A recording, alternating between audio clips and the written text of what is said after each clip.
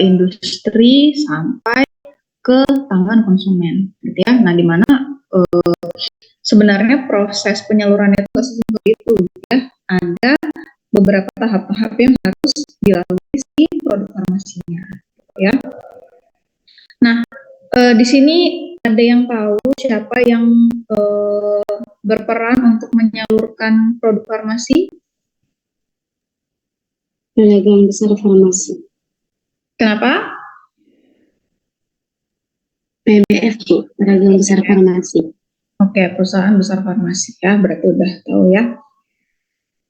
Nah, produk farmasi itu kan ada banyak ya kan? Nggak cuma sediaan obat ya, tapi farmasi itu juga berhak untuk menyalurkan alat kesehatan ya, termometer, kemudian alat cek gula darah ya, itu juga masuk dalam ranah yang harus didistribusi oleh perusahaan besar farmasi, di mana di sana penanggung jawabnya adalah seorang apoteker ya.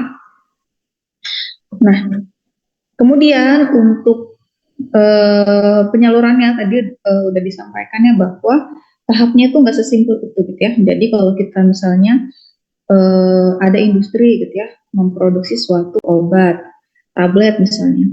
Nah, industrinya ini akan produksi si tabletnya, kemudian kalau misalnya ada PBF gitu ya, mau menyalurkan obat tersebut, maka PBF-nya akan memesannya ke industri gitu ya, ke industri yang dituju gitu ya. Kemudian industrinya akan melakukan pengiriman ya, pengiriman.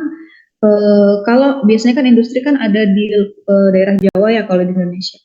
Berarti nanti industrinya dari Jawa sana akan mengirimkan obatnya ke PBF yang ada di sini, gitu ya. Seperti itu. Kemudian di PBF itu obatnya akan disimpan di gudang PBF, gitu ya. Kalau di pemesanan obat dari apotik, toko obat, rumah sakit, lab, ya, baru PBF-nya akan melakukan pengiriman barangnya ke yang memesan tadi, gitu ya. Jadi dari PBF itu boleh langsung menyalurkan obatnya ke konsumen, ya. Harus disalurkan ke apotik atau toko obat, rumah sakit atau lab, gitu ya. Jadi nggak bisa langsung ke konsumen. Nanti konsumen yang beli di apotik, gitu ya, atau di toko obat, atau kalau dia berobat di rumah sakit, baru dia si pasiennya atau konsumennya mendapatkan obat tersebut, ya. Nah, kemudian untuk penyaluran produk farmasi ini semuanya itu diatur dalam pedoman gitu ya, yang dibuat oleh Kemenkes. Nama pedomannya itu cara distribusi obat yang baik ya. Kalau misalnya kalau misalnya industri kan kita pedomannya cara pembuatan obat yang baik gitu ya. Nah, kalau distribusi juga ada pedomannya gitu ya.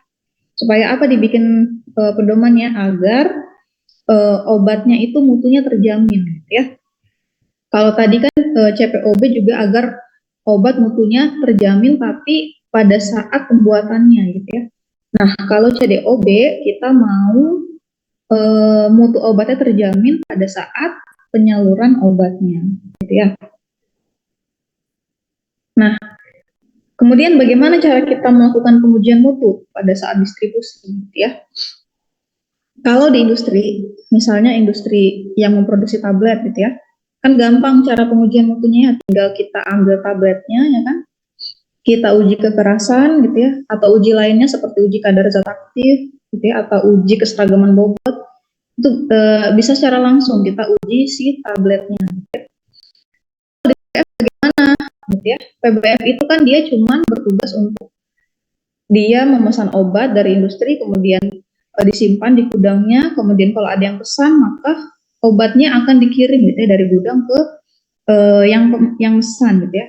Nggak ada di PBF itu instrumen untuk pengujian gitu ya.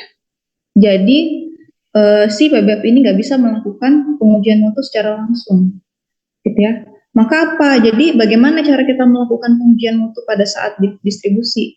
Nggak bisa ya. Yang bisa kita lakukan pada saat menyalurkan obat adalah kita mempertahankan mutunya, gitu ya. Jadi kita nggak bisa nih langsung uji tabletnya satu-satu gitu ya. Yang bisa kita lakukan pada saat distribusi hanyalah mempertahankan mutu dari produknya gitu ya. Nah, bagaimana cara mempertahankan mutunya? Berarti kita lihat, kita jaga kestabilan si produknya gitu ya.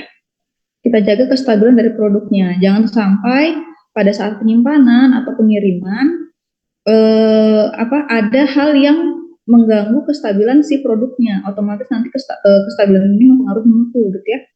Nah, tadi kan si PBF kan dia fungsinya menyimpan dan mengirim gitu ya.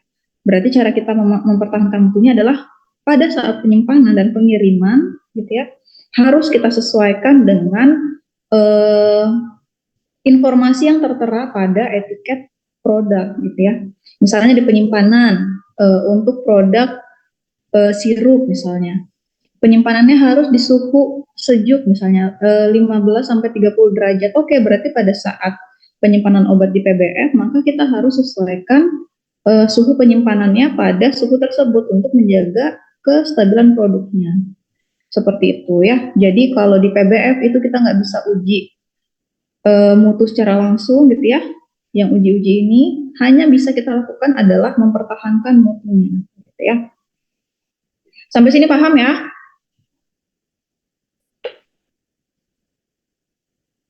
Oke. Kemudian tadi ya, jadi kan poin kritis di PBF adalah pada saat penyimpanan dan pengiriman gitu ya. Maka pada saat penyimpanan dan pengiriman ada hal-hal yang harus kita perhatikan gitu ya. Kalau di penyimpanan yang wajib dan perlu kita perhatikan adalah suhu penyimpanan gitu ya.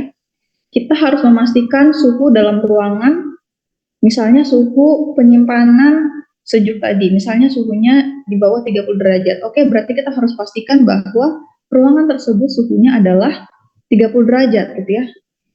Bukan lebih dari 30 derajat. Nah, bagaimana cara memastikan suhunya benar-benar 30 derajat? Nah, ini yang kita validasi nantinya. Ini yang kita uji, si termometernya gitu ya. Nah, kemudian dalam pengiriman yang harus kita perhatikan adalah si kontainer atau pembungkus paling luar gitu ya pada produknya itu harus tertutup rapat agar menutup akses misalnya ada serangga masuk gitu ya, karena itu nanti atau enggak tikus masuk gitu ya suka gigit-gigitin kemasannya. Nah, itu harus kita cegah gitu ya karena bisa merusak kemasan sediaannya, bahkan ada juga yang bisa merusak eh, produknya gitu ya. Kemudian juga harus dijaga kondisi penyimpanan pada saat pengirimannya gitu ya.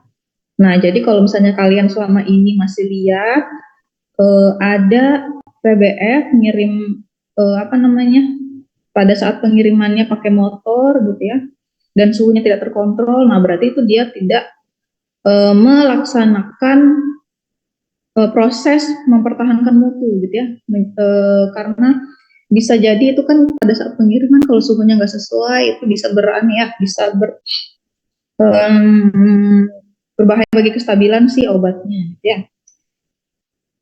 Nah, kemudian tadi ya penyimpanan.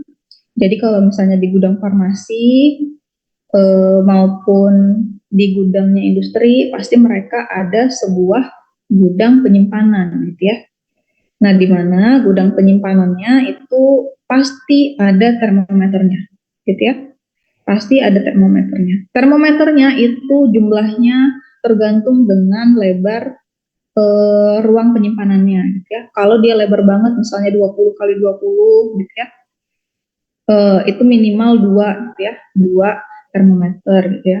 Kemudian termometernya tadi nggak cuman pajangan aja, gitu ya, tapi termometernya harus kita catat secara berkala suhunya gitu ya, apakah ada kenaikan suhu gitu ya, apakah ada penurunan suhu secara drastis gitu ya. Jadi suhunya tercatat gitu ya, dan juga harus kita pastikan ruang penyimpanannya suhunya benar-benar segitu gitu ya. Nah, jadi untuk pembagian kategori suhunya itu ada 4 ya. Ada 4, ada suhu sejuk 8 sampai 15 derajat, kemudian ada suhu kamar 15 sampai 30 derajat, ini yang paling banyak ya. 15 sampai 30 derajat suhu kamar. Biasanya nih yang disimpan obat-obat tablet gitu ya, atau produk alat kesehatan yang bukan elektromedik gitu ya, kayak masker gitu ya, atau hand cap. Nah, biasanya disimpan di suhu kamar. Kemudian ada juga produk farmasi yang disimpan di suhu dingin gitu ya. Ada vaksin, kemudian beberapa obat bius gitu ya. Nah, yang obat-obat atau produk-produk yang disimpan di suhu dingin, nah itu agak tricky dalam penyimpanannya gitu ya. Makanya harus kita pastikan, kan dia kalau suhu dingin ini disimpan di chiller gitu ya, di chiller atau di kulkas. Nah, kita tuh harus memastikan benar-benar si kulkasnya itu suhunya antara 2 sampai 8. Karena kalau misalnya si produk suhu dinginnya ini suhunya di bawah 2 atau dia suhu beku sampai minus-minus, itu biasanya bisa merusak si zat aktifnya gitu ya. Sementara juga kalau misalnya lebih dari 8 derajat, dia juga bisa merusak zat aktifnya gitu ya. Jadi yang chiller ini harus kita pastikan benar-benar di rentang suhu tersebut gitu ya. Apalagi kalau produknya vaksin ya, wah itu sangat berbahaya kalau misalnya suhunya di luar dari rentang ya. Kemudian ada suhu beku. Nah, biasanya kalau suhu beku ini kita simpan di freezer. Nah, untuk produk farmasi yang disimpan di suhu beku ini biasanya juga vaksin ya. Vaksin, ada beberapa vaksin yang dia harus beku minus 20. Itu kayak vaksin, saya lupa, vaksin campak gitu ya. Ada polio yang, ada juga vaksin yang isinya 4, itu saya lupa. Pokoknya dia harus disimpan. Oh, ada juga vaksin corona yang kemarin yang Pfizer itu harus minus 20 ya. Nah, itu juga berbahaya kalau misalnya ternyata suhunya nggak minus gitu ya. Nah, itu bisa merusak efektivitas dari si produknya. Seperti yang saya bilang tadi, suhu penyimpanan itu sangat mempengaruhi stabilitas produk gitu ya. Makanya harus kita pertahankan suhu penyimpanannya. Karena kalau suhunya tidak sesuai, produknya bisa rusak gitu ya. Rusaknya produk itu ada indikatornya, entah itu dia menurunkan efektivitas obatnya, si zat aktifnya, atau bisa menghasilkan produk samping dari obatnya gitu ya, yang sama-sama berbahaya bagi keamanan ketika dikonsumsi. Jadi memang harus kita perhatikan sekali suhu penyimpanan ini ya. Nah, bagaimana caranya kita menjaga mutu selama penyimpanan? Jadi kalau di PBF itu untuk mempertahankan mutu obat pada saat penyimpanan ada 3 hal yang harus kita lakukan, ya. Yang pertama, kita lakukan pemetaan suhu. Ya, pemetaan suhu itu pada ruang area penyimpanan. Kalau misalnya kita mau menyimpan obat yang suhu kamar tadi ya, suhu kamar itu bisa kita lakukan pemetaan suhu di ruang biasa, gitu ya, di ruang biasa kayak ruang KF gitu ya. Nah, itu biasanya digunakan untuk penyimpanan obat suhu kamar gitu ya. Yang harus kita lakukan adalah melakukan pemetaan suhu atau mencari titik pemetaan suhu itu gini. Mencari titik peletakan termometer yang pas gitu ya. Mencari peletakan titik termometer yang pas gitu ya. Nah, bagaimana cara kita melakukan mencari titik yang pas untuk meletakkan termometer gitu ya. Nah, nanti itu ada pengujiannya ya, jadi nggak sembarangan gitu ya. Nanti akan saya jelaskan selanjutnya. Kemudian untuk menjaga mutu penyimpanan juga harus dilakukan pencatatan suhu secara rutin gitu ya. Nah, kalau yang saya tulis di slide ini adalah pencatatan suhu secara manual gitu ya. Pagi, siang, sore, karena kan di PBF itu sampai sore aja gitu ya. Nah, kalau sekarang PBF itu udah makin maju ya, jadi mereka pakai termometer yang bisa mencatat suhu secara otomatis atau namanya termoger atau termometer logger gitu ya. Nah, termoger ini dia ya udah kalau kita pulang dia akan tetap terus mencatat suhu yang ada di sana gitu ya. Intinya adalah kita harus melakukan pencatatan suhu secara rutin untuk mengetahui apakah ada peningkatan atau penurunan suhu pada saat penyimpanan gitu ya. Kalau ada peningkatan atau penurunan kan ada 2 kemungkinan yang terjadi gitu ya. Apakah termometernya rusak ataukah memang terjadi peningkatan suhu gitu ya. Kalau termometernya rusak, ya udah kita kalibrasi lagi termometernya. Kalau ternyata memang ada peningkatan suhu atau penurunan suhu di ruangan, maka kita lakukan survei lagi gitu ya. Apa penyebab kenaikan suhunya? Apakah AC-nya kurang dingin gitu ya, dan lain-lain. Pokoknya kalau kita bekerja di PBF itu kita harus pintar meneliti penyebab suatu masalah gitu ya. Kemudian yang terakhir yang bisa kita lakukan adalah melakukan kalibrasi secara berkala terhadap termometer yang digunakan gitu ya. Kayak tadi misalnya ada kenaikan suhu tiba-tiba gitu ya. Nah, bisa jadi karena termometernya rusak, nggak pernah dikalibrasi ya, makanya kita harus kalibrasi secara berkala. Nah, ini 3 hal yang kita lakukan untuk menjaga mutu produk farmasi pada saat penyimpanan. Nah, sekarang kita masuk ke pemetaan suhu. Tadi kan saya bilang ya, pemetaan suhu ini adalah untuk menentukan di titik mana sih atau di bagian mana sih dalam suatu ruangan kita taruh termometer gitu ya. Jadi gini,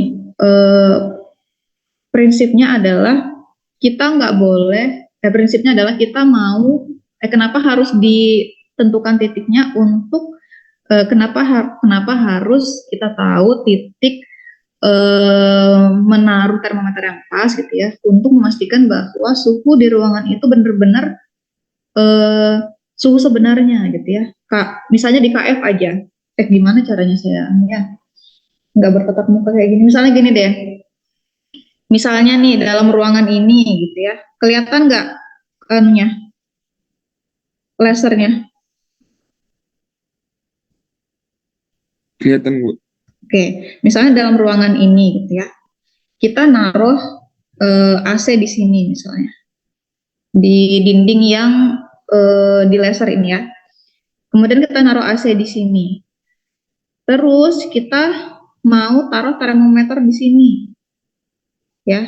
Kira-kira bisa nggak? Soalnya kan ini AC-nya kan arahnya langsung ke sini gitu ya. Kemudian termometernya di sini. Bisa nggak kira-kira termometernya kita taruh di titik itu?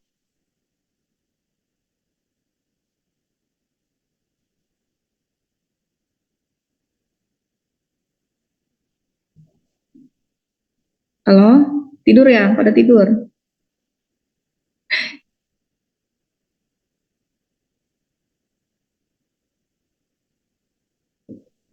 Saya lihat dulu deh mukanya satu-satu.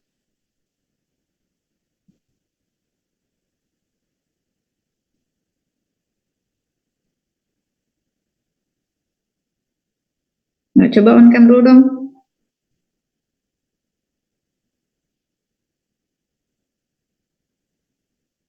On cam dulu semuanya.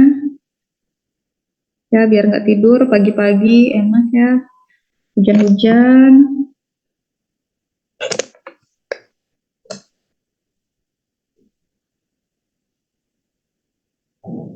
Oke ya.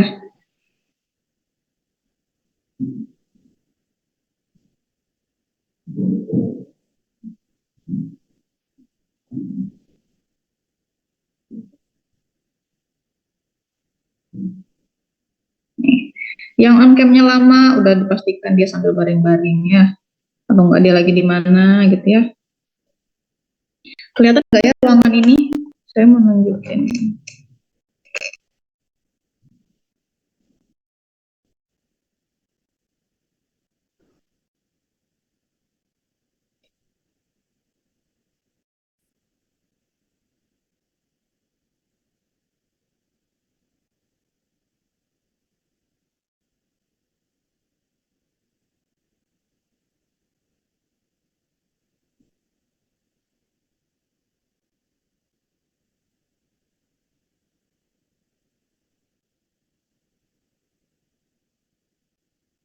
Agak susah ya.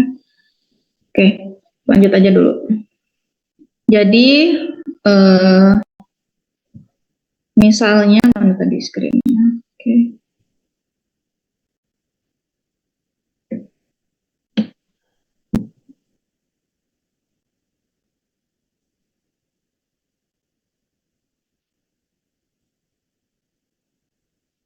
Ya, misal ada ruangan nih, kayak di KF.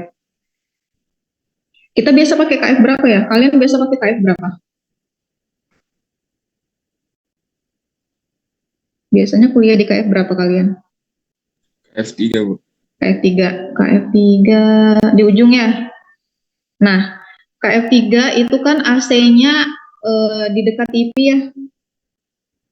Ya kan? AC-nya itu yang paling depan gitu ya. Otomatis akan yang paling dingin adalah di bagian depan. Ya kan di tengah-tengah itu nggak terlalu kena AC-nya. Ya, kita anggapannya gini deh. Nah, ini persis nih kayak KF3. Nah, KF3 itu AC-nya di sini kan? AC-nya di sini dosen gitu ya, kalian di sini. Kemudian ada lagi AC di belakang sini gitu ya. Nah, pada saat AC itu nyala, yang paling dingin adalah di bagian sini sama sini. Ya kan, karena dia langsung bersinggungan sama AC-nya gitu ya. Nah, titik penempatan termometer kita nggak bisa letakkan di sini gitu ya, atau daerah yang paling dingin gitu ya. Kenapa? Karena itu tidak merepresentasikan suhu total di dalam ruangannya gitu ya. Jadi untuk menaruh termometer itu nggak boleh kita taruh di tempat yang paling dingin gitu ya. Karena nanti bisa jadi yang di tengahnya itu lebih dari, misalnya kita mau di suhu kamar gitu ya. Bisa jadi nanti yang di tengah-tengah sini lebih dari 30 gitu ya, walaupun di sininya dingin gitu ya. Seperti itu, paham nggak maksudnya? Jadi kita nggak boleh menempatkan termometer di suhu yang paling dingin gitu ya. Jadi caranya untuk melakukan pemetaan termometer adalah kita nguji pakai beberapa termometer biasanya. Kita nguji pakai beberapa termometer ya, kita letakin, misalnya kita di KF3, kita letakin termometernya di sini, di semua sisi, di sini, di tengah-tengahnya, kemudian di sini, di tengah-tengah jendela gitu ya, yang belakang sana, kemudian di bagian tengah-tengah jendela yang dekat selasar, kemudian sama di sisi yang ini gitu ya. Jadi semua sisi kita tempatkan termometer. Kemudian kita lakukan uji selama 7 hari gitu ya. Selama 7 hari kita taruh termometer di setiap sisi, kita uji selama 7 hari. Nah, nanti termometernya akan kita pakai termometer misalnya yang otomatis gitu ya. Jadi yang pencatatannya setiap 1 jam. Nah, nanti kita lihat setelah 7 hari mana suhu yang menghasilkan suhu yang paling mendekati 30 derajat gitu ya. Nah, kalau misalnya ada di antara 4 sisi tadi yang menunjukkan suhu mendekati 30 derajat, berarti itu adalah titik penempatan termometer yang paling sesuai. Ya, jadi kita kalau misalnya mau menentukan titik penempatan termometer pada suhu ruang, kita cari yang suhunya menunjukkan suhu mendekati 30 derajat. Ya, suhu yang paling panas. Kemudian kalau kita mau melakukan pemetaan tadi kan ada suhu dingin, suhu freezer gitu ya. Nah, si kulkas atau si chillernya itu juga harus kita lakukan pemetaan suhu terhadap tempat penyimpanannya gitu ya. Nah, kalau suhu yang chiller tadi kan pakai kulkas atau suhu dingin tadi kan pakai chiller atau kulkas, maka kulkasnya juga kita lakukan pemetaan suhu gitu ya. Sama tadi kita pakai 4 sisi juga si chillernya. Kemudian syaratnya adalah kita harus mengambil 2 titik ya, karena tadi nggak boleh suhunya nggak boleh terlalu dingin, maka cari yang mendekati 2 derajat dan cari yang mendekati 8 derajat ya. Jadi kalau chiller atau suhu dingin perbedaannya adalah kita harus menaruh 2 termometer di sana. Satunya untuk yang menunjukkan suhu yang di 2 derajat, satunya untuk menunjukkan suhu yang mendekati 8 derajat. Kemudian untuk suhu minus 15 derajat, itu kita cukup menggunakan 1 termometer aja dan cari termometer yang hasilnya mendekati minus 15 derajat. Gitu ya. Ada yang mau ditanyakan terkait pemetaan suhu?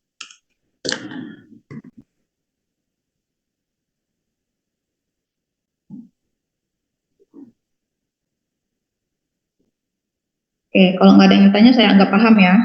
Nanti kalau keluar soal terkait pemetaan suhu pada saat ujian, saya harap kalian tahu ya, nanti kalian bisa baca-baca lagi terkait pemetaan suhu di peraturan BPOM ya. Nah, kemudian kita masuk ke pengiriman. Jadi pengiriman ini juga harus ada validasinya gitu ya. Tadi kan kita mau validasi suhu ruangannya benar-benar segitu atau enggak dengan cara pemetaan suhu gitu ya. Nah, kalau pengiriman juga harus kita validasi cara pengirimannya gitu ya. Cara pengiriman dan cara pemaketan atau pengemasan si produknya. Nah, itu kita bagi ke dalam kita bagi berdasarkan suhu si produknya gitu ya. Kalau produknya tuh suhu sejuk atau suhu kamar, biasanya dalam pengirimannya tuh nggak terlalu neko-neko gitu ya, nggak terlalu neko-neko. Nah, kalau untuk produk eh, suhu kamar untuk pengiriman dalam kota gitu ya, cukup kita pastikan produknya tertutup dengan rapat gitu ya. Dan pada saat kita masukkan ke mobil pengiriman itu penyusunannya yang berat di bagian bawah, yang ringan di bagian atas. Cukup seperti itu aja. Ya. Kemudian kalau dia pengiriman luar kota, nah ini kan pengiriman dalam kota berarti pada saat dikirim mobilnya terserah mau pakai mobil apa ya. Karena kan kalau dalam kota aja paling 2 jam 3 jam gitu ya, nggak apa-apa. Jadi gini, kalau secara teori kan kita harus suhunya di bawah 30 derajat ya. Tapi pada saat pelaksanaan di lapangan gitu ya, pasti ada aja titik si suhunya itu melewati batas 30 derajat gitu ya. Contohnya pada saat pengiriman dalam kota aja. Ada yang pernah kerja di apotek di kelas ini?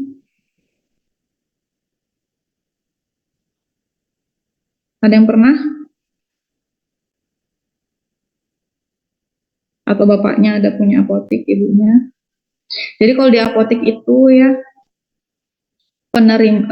barang itu kadang dikirim naik motor gitu ya. Kadang dikirim naik motor aja panas-panasan sama ringganya 32 derajat gitu ya. Nah, kalau kita secara teori kan itu nggak boleh ya. Secara teori itu nggak boleh dilakukan karena bisa chance untuk merusak kestabilan produk itu tinggi gitu ya. Tapi pada kenyataannya dalam pelaksanaannya seperti itu gitu ya. Nah, jadi tadi kan ini ada saya bilang ya. Ya ada nggak? Nah, gini-gini.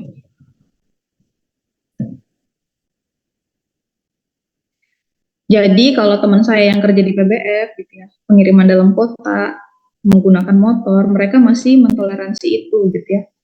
Tapi eh, waktu pemaparannya itu nggak boleh lebih dari 3 jam gitu ya. Jadi mereka itu ya udahlah nggak apa-apa dikirim pakai motor, yang penting paparan panasnya selama 32 derajat itu nggak lebih dari 3 jam gitu ya. Karena kalau paparannya terlalu lama takutnya itu yang merusak obatnya gitu ya.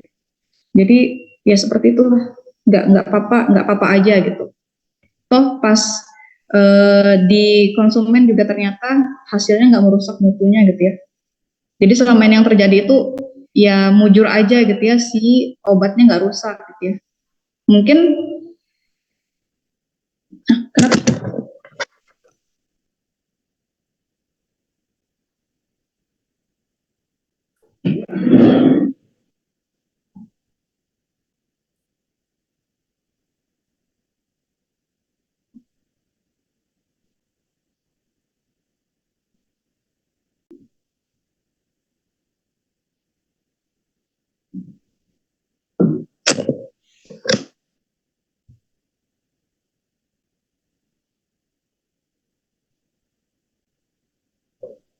Oke, sampai mana tadi?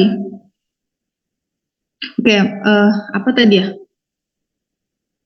Oh ya, yang terjadi di lapangan, kalau pengiriman dalam kota ya udah mereka mereka tetap aja mengirim pakai motor gitu ya, yang notabene tidak terkalibrasi si suhunya gitu ya. Tapi kalau pengiriman luar kota rata-rata PB di sini sudah eh, aware gitu ya. Jadi mereka kalau pengiriman luar kota biasanya menggunakan mobil berpendingin ya, mobil box yang belakangnya itu ada AC-nya gitu ya. Nah, kemudian untuk yang suhu dingin, untuk yang produk suhu dingin, produknya itu harus dibungkus atau dimasukkan ke dalam kontainer, gitu ya. Di mana kontainernya ada ice pack-nya, gitu ya. Nah, ice pack-nya ini atau jumlah ice pack-nya nanti juga harus kita validasi berapa jumlahnya untuk pengiriman berapa lama, gitu ya. Untuk memastikan bahwa selama perjalanan si suhunya tetap terjaga, gitu ya. Nah, di mana untuk memantau suhunya tetap terjaga itu dipantau dengan adanya termometer, gitu ya, yang juga telah tervalidasi sebelumnya. Nah, ini ya, jadi eh, produk suhu dingin atau yang sering kita sebut produk cold chain product, gitu ya. Nah, itu biasanya dalam pengirimannya itu eh, dilakukan untuk pengirimannya itu ada validasi proses pengirimannya, gitu ya. Validasi proses pengirimannya dan dilakukan dalam 4 tahap ini. Yang pertama dilakukan adalah penyusunan protokol, kemudian penyiapan peralatan dan persiapan, kemudian pelaksanaan validasi, kemudian evaluasi hasil validasinya. Ya. Nah, untuk penyusunan protokol itu kalian bisa lihat di petunjuk teknis pelaksanaan CDOB. Nanti saya kasih ya. Nah, di mana yang divalidasi itu adalah yang pertama box-nya, ya, cool box-nya yang divalidasi untuk pengiriman. Bisa cool box yang bentukannya langsung apa ya istilah kontainer, bisa juga cool box-nya pakai styrofoam. Kemudian yang divalidasi lagi adalah si ice pack-nya, ya, jumlahnya berapa gitu ya, dibekukannya pada suhu berapa. Kemudian yang terakhir adalah waktu pengirimannya. Ya. Nah, jadi kalau misalnya kita mau ngirim produk dingin, produk suhu dingin, kan kita harus masukin ke dalam box tuh. Nah, jumlah si ice pack-nya tadi tuh harus disesuaikan dengan lama pengirimannya, gitu ya. Ini berapa jumlah ice pack yang digunakan. Misalnya saya mau ngirim, misalnya nih kayak PBF, apa yang kalian tahu? KFTD misalnya, PBF-nya dari KF.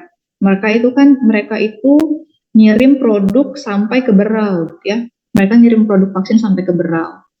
Nah, otomatis mereka kan harus memastikan bahwa suhu pengiriman vaksinnya dari Samarinda ke Berau itu harus dalam range 2 sampai 8 ya. Jadi sebelum mereka kirim vaksinnya, mereka validasi dulu nih boxnya sama ice pack-nya sebelum diisi sediaan ya. Nah, untuk ngirim dari Samarinda ke Berau tuh butuh berapa sih ice pack-nya gitu ya. Terus boxnya pakai yang mana nih bagusnya gitu ya. Nah, itu mereka validasi gitu ya. Nah, kemudian oh ya tadi berapa jumlah ice pack-nya gitu ya, berapa ukuran ice box-nya juga ya dilihat mau pakai ukuran besar apa kecil gitu ya. Terus yang harus dilakukan pada saat validasi adalah kita harus menentukan di mana letak termometernya gitu ya, atau pemetaannya lagi. Nah, misalnya nih yang putih-putih ini box-nya ya. Kemudian yang biru-biru ini ice pack-nya. Misalnya ukuran box-nya misalnya 60 kali 40 dengan tinggi 30 cm misalnya. Nah, kita tentuin mau berapa ice pack-nya gitu ya. Nah, ini dia pakai 1, 2, 3, 4, 5, 6, 7. Biasanya ada 2 di bawah. 8, 9. Misalnya nih 9 ya. Kemudian sediaannya itu dimasukkan di dalamnya gitu ya, nggak bersinggungan langsung sama esnya ya, jadi ada pembatasnya nih yang kuning-kuning ya, jadi dia nggak bersinggungan langsung dengan esnya. Kemudian si termometernya juga nggak boleh bersinggungan langsung dengan si sediaannya gitu ya, jadi dikasih jarak. Sama termometernya nggak bersinggungan langsung dengan si esnya gitu ya.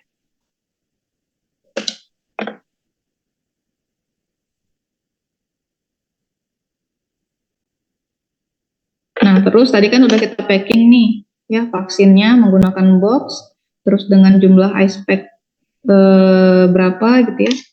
Kemudian kita kirim gitu ya si ice box-nya ke daerah tujuan gitu ya. Nah, nanti termometer yang udah kita letakkan di box-nya akan mencatat suhunya secara otomatis. gitu ya, secara otomatis pada saat perjalanan, misalnya dari sini ke Berau tadi 20 jam, berarti selama 20 jam itu termometernya akan mencatat gitu ya, setiap 1 jam kah, setiap 2 jam gitu ya. Kemudian kita ambil data dari termometernya atau termogernya, nanti baru kita lihat hasilnya. Ntar saya kasih lihat hasilnya ya.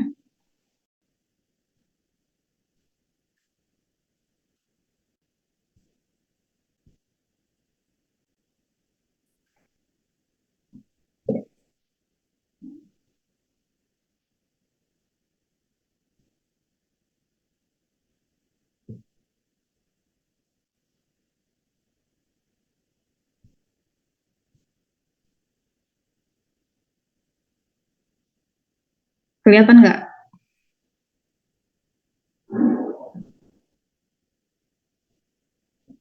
Kelihatan PDF-nya?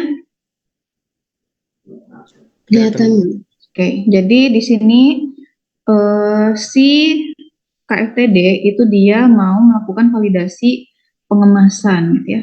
Pengemasan dan pengiriman dari Samarinda ke Berau.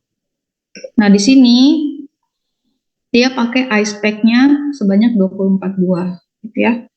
Di mana periode pengirimannya 24 jam. Gitu ya.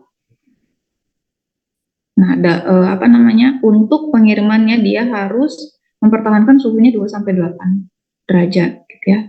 Nah, termogernya itu menghasilkan hasil seperti ini ya.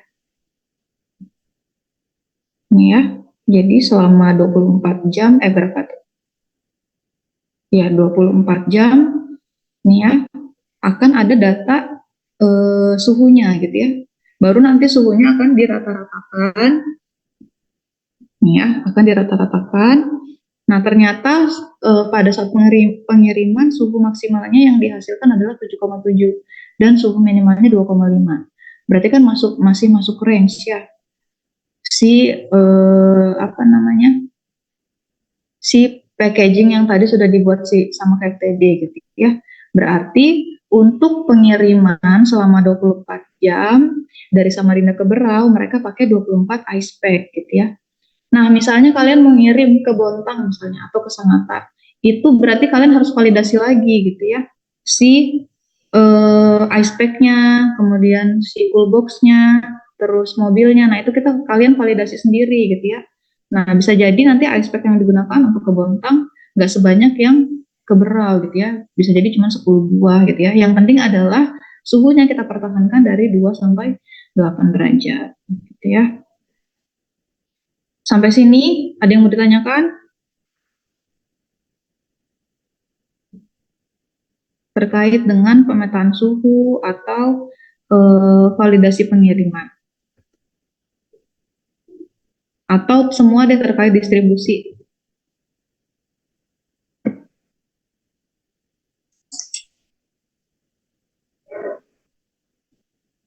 Nggak ada, saya anggap paham. Kalau nggak ada, nanti kalau ujian, ya, seperti biasa, saya nggak akan nanyain teori, gitu ya, tapi analisis, gitu ya. Jadi saya mau lihat sejauh mana analisis kalian, apalagi kalian sudah semester akhir-akhir, gitu ya kan? Gitu. Oke, kalau nggak ada yang mau ditanyakan, saya akhiri pertemuan kita hari ini. Kurang lebihnya mohon maaf. Wassalamualaikum warahmatullahi wabarakatuh. Kalau kalian malu bertanya di grup di Zoom gitu ya, bisa nanya saya langsung ya, bisa ke ruangan, bisa chat. Oke? Oke, saya akhiri ya. Terima kasih, Bu. Oke. Terima kasih. Terima kasih, Bu. Terima kasih, Bu. Terima kasih, Bu.